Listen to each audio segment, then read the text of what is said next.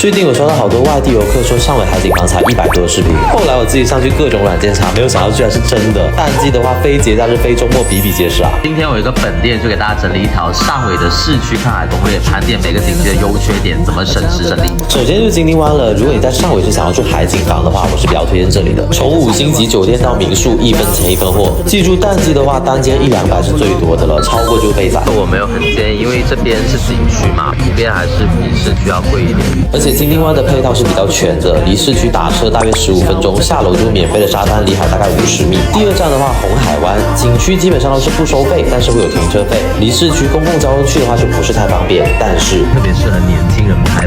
如果你有开车的话，一定要去红海湾。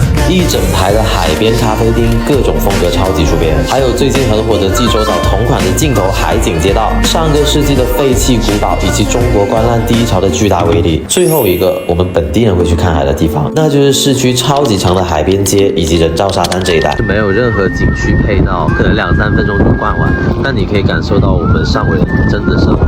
周末大人会带小朋友来挖沙，夕阳西下，海边街一路会有人遛狗、跑步，小孩子在放风筝、野餐，大人会在钓鱼、看远方的白鹭。走到海边的小岛，感受全广东省海岛数量最多的城市魅力。夜幕降临，大叔们会做起驻唱歌手，大妈们会跳起广场舞。作为全广东省海岸线第2的城市，上尾除了市区以外，还有像海丰的大湖啊、陆丰的金香银滩，都是很好看的。接下来的圣诞、跨年、新年要度假的，可以来这里感受一下我们小城慢节奏的海滨生活哦。毕竟人这一辈子，怎么可以没有看过海呢？